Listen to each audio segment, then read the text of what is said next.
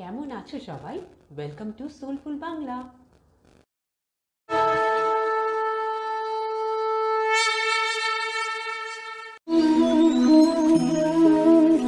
সবার জীবনে এমন মুহূর্ত অবশ্যই আসে যখন সত্য বলার নিশ্চয়তা থাকে হৃদয়ে, কিন্তু মুখ থেকে সত্যটা বেরোতেই পারে না।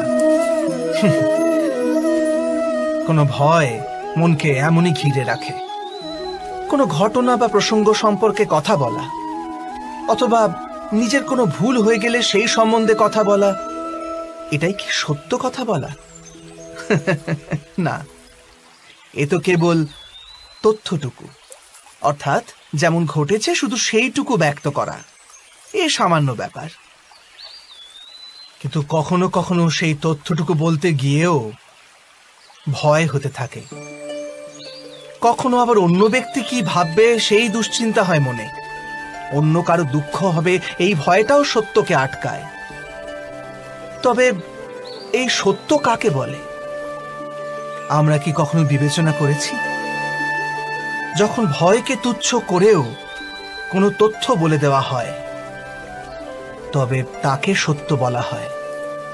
বাস্তবে সত্য আর কিছুই না, কেবল নির্ভীকতারই অপর নাম। আর নির্ভীক হওয়ার কোনো সময় হয় না, কারণ নির্ভীকতা আত্মারই এক স্বভাব।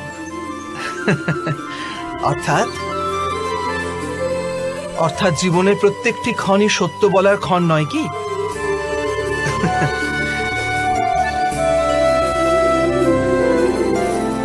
স্বয়ং বিচার করুন।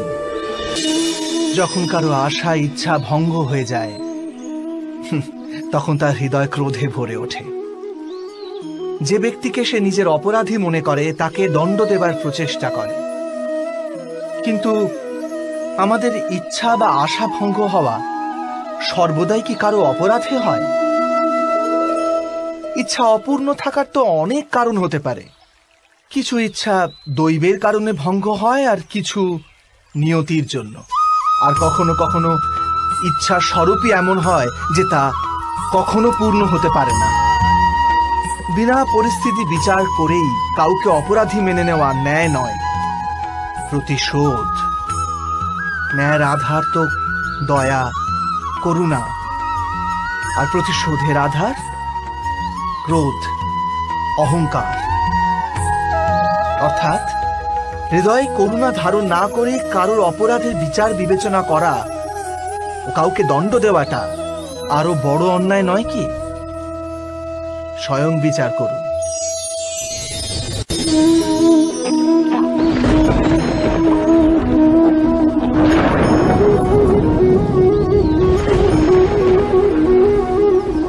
সংকেত বা পূর্বাভাসের উপর নির্ভর করে আমরা ভবিষ্যতের সুখ দুঃখের কল্পনা করি। ভবিষ্যতে দুঃখের কারণ দূর করার জন্য আমরা আজ পরিকল্পনা করি। কিন্তু কালকের সংকটকে আজ নির্মূল করার চেষ্টা করলে আমরা লাভবান হই নাকি আমরা ক্ষতিগ্রস্ত হই? এই প্রশ্ন নিজেদের করি না।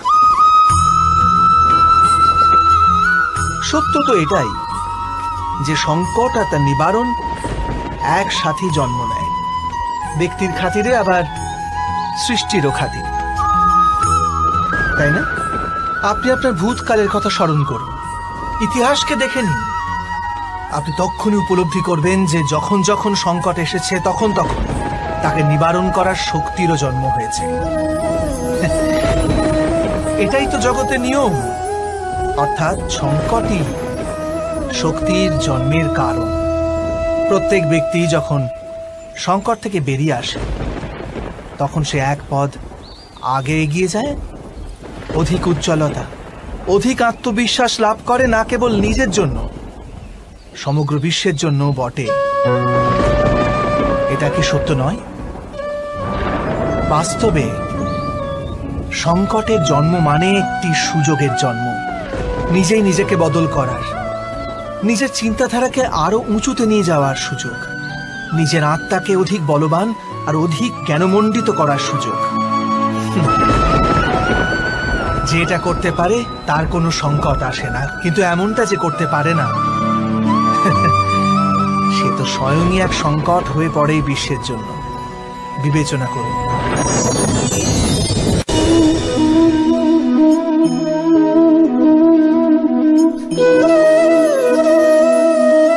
পরম্পরার মধ্যে ধর্মের অবস্থান, আর প্রথাই ধর্মকে ধরে রাখা দায়িত্ব বহন করে, এটা সত্যি। কিন্তু কেবল প্রথাকেই কি ধর্ম বলে? বিবেচনা করুন।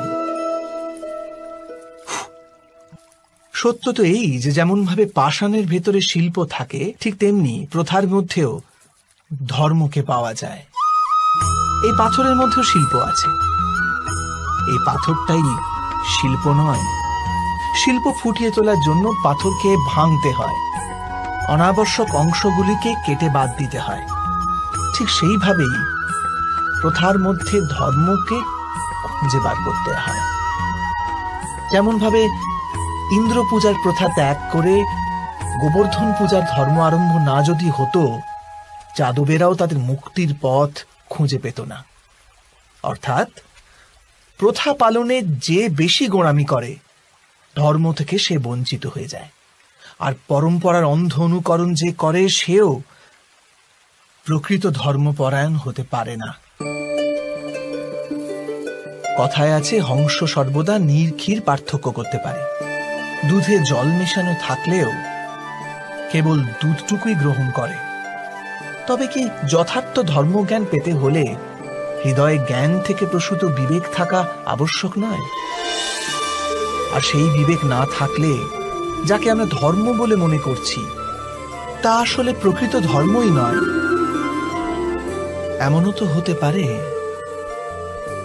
স্বয়ং বিচার করে দেখুন।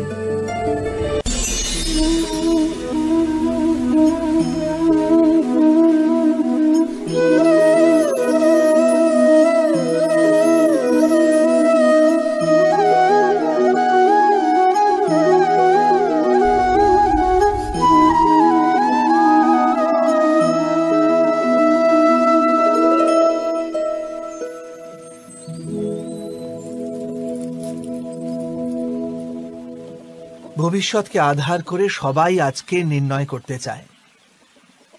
ভবিষ্যতে সুখ লাভ হবে, ভবিষ্যৎ সুরক্ষিত হবে, এমন নির্ণয় আজ করার প্রয়াস করতে থাকে সবাই। আপনি নিজের জীবনেই দেখুন, আপনার অধিকতর নির্ণয়ের মূলে ভবিষ্যতের চিন্তা থাকে না। আর কেনই বা হবে না? নিজের জীবনকে সহজ ও সুখময় বানিয়ে তোলার প্রচেষ্টা করার অধিকার সবার আছে। কিন্তু ভবিষ্যৎ তো কেউ জানে না, কেবল কল্পনাই করা যেতে পারে। তবে জীবনের সমস্ত গুরুত্বপূর্ণ নির্ণয় কল্পনার উপর নির্ভর করেই আমরা করি। এই নির্ণয় করার কোনো তৃতীয় পথ হতে পারে? বিবেচনা করুন।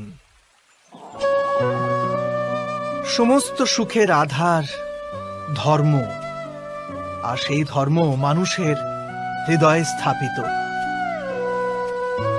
অতএব প্রত্যেক নির্ণয়ের পূর্বে স্বয়ং নিজের হৃদয়কে প্রশ্ন অবশ্য করে নিন যে এই নির্ণয় স্বার্থ থেকে জন্মেছে না ধর্ম থেকে। এটুকুই কি যথেষ্ট নয়? ভবিষ্যতের বদলে ধর্মের বিচার করলে কি ভবিষ্যৎ অধিক সুখময় হয়ে উঠবে না? স্বয়ং বিচার করে দেখুন। মানুষ যখন তার অপরাধে দণ্ড ভোগ করে, তখন হতে পারে সেই ন্যায় বিচারে তার মনে কষ্ট হয়। প্রশ্ন ওঠে তার হৃদয়ে যে যখন সে অপরাধ করেছিল তখন সে ভিন্ন ব্যক্তি ছিল। তারপর সে অনেক অনেক অনুতাপ করেছে, নিজেকে এত পরিবর্তন করেছে, তবু সে দণ্ড কেন পাবে? কিন্তু যেখানে আঘাত আছে সেখানে প্রত্যাঘাতও থাকবে। যেমন কর্ম তেমনি ফল। যদি কাউকে স্নেহ দাও তবে সুখ লাভ হবে, যদি কাউকে হত্যা করো তবে মৃত্যুদণ্ড পাবে। যেমন কার্য তেমনি ন্যায় হয়। তবে কি প্রায়শ্চিত্ত বা অনুতাপের কোনো মূল্য নেই? আছে, অবশ্যই মূল্য আছে। প্রায়শ্চিত্ত অনুতাপ মানুষকে অন্তর থেকে বলবান করে তোলে। আসন্ন শাস্তিকে গ্রহণ করার জন্য মানুষকে প্রস্তুত করে। অর্থাৎ প্রায়শ্চিত্ত না করে দণ্ড স্বীকার করার কোনো মূল্য আছে? স্বয়ং বিচার করুন।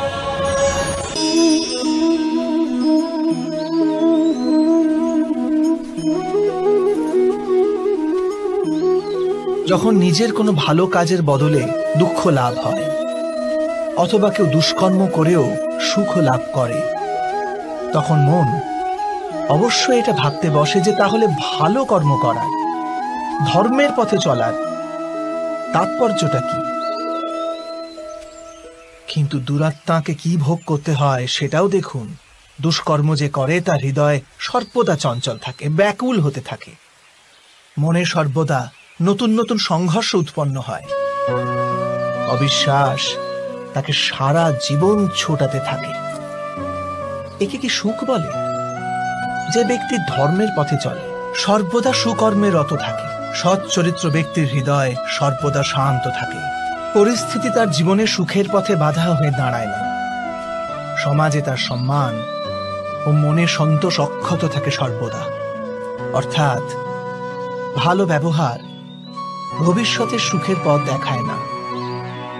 ভালো ব্যবহার নিজেই সুখ দেয়, অথবা দুর্ব্যবহার ভবিষ্যতে দুঃখের পথ দেখায় না। অধর্ম সেই মুহূর্তে দুঃখকে উৎপন্ন করে। ধর্ম থেকে সুখ পাওয়া যায় না, ধর্মই স্বয়ং সুখ।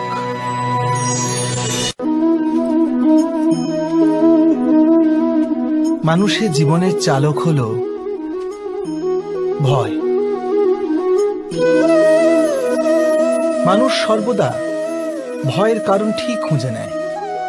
জীবনে যে পথ আমরা বেছে নিই, সেই বেছে নেওয়ার পিছনেও আমাদের ভয়ই কাজ করে।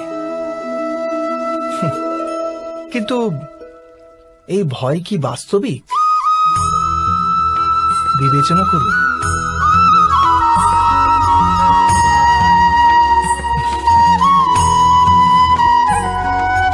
ভয়ের অর্থ আগামী সময়ের বিপত্তির কল্পনা। কিন্তু সময়ের প্রভু কে? না আমরা সময়ের প্রভু, আর না আমাদের শত্রু অথবা আমাদের প্রতিস্পর্ধী। সময় তো ঈশ্বরের অধীনে চলে। তাহলে যদি কেউ আপনার ইচ্ছে করে ক্ষতি করার পরিকল্পনা করতে থাকে, তবে কি সে বাস্তবে আপনাকে ক্ষতিগ্রস্ত করতে পারে? না। কিন্তু ভয়ে পরিপূর্ণ হৃদয় আমাদের অধিক ক্ষতি করে। এটাই কি সত্য নয়?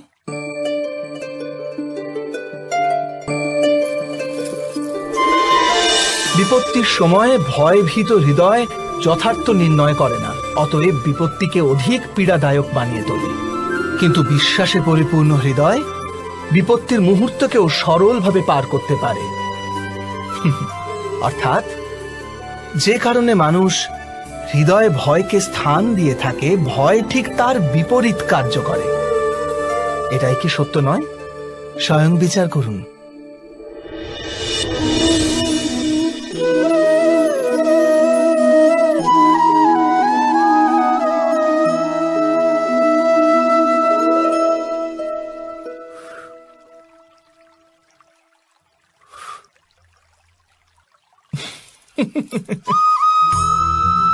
জীবনে আসন্ন সংকটের সম্মুখীন হওয়ার জন্য মানুষ যখন নিজেকে অযোগ্য মনে করে, যখন তার নিজের শক্তির উপর বিশ্বাস থাকে না, তখন সে সদ্গুণ ত্যাগ করে দুর্গুণ আপন করে নেয়।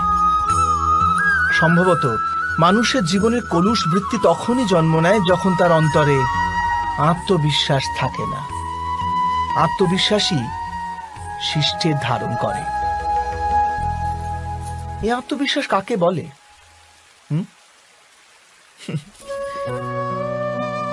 যখন মানুষ বিশ্বাস করে যে জীবনের সংঘর্ষ তাকে দুর্বল করে তোলে, তখন তার নিজের উপর বিশ্বাস থাকে না। সে সংঘর্ষ অতিক্রম করার বদলে সংঘর্ষ থেকে পালিয়ে যাবার উপায় খুঁজতে থাকে। কিন্তু যখন সে বুঝতে পারে যে এই সংঘর্ষ তাকে অধিক শক্তিশালী করে তোলে, ঠিক যেমন ব্যায়াম করলে দেহের শক্তি বৃদ্ধি পায়, তখন প্রত্যেক সংঘর্ষের সাথে তার উৎসাহ বৃদ্ধি পায়। অর্থাৎ আত্মবিশ্বাস আর কিছুই নয়, মনেরই এক স্থিতি, জীবনকে দেখার এক দৃষ্টিকোণ মাত্র। আর দৃষ্টিকোণ তো মানুষের নিজেরই অধীনে থাকে, তাই না?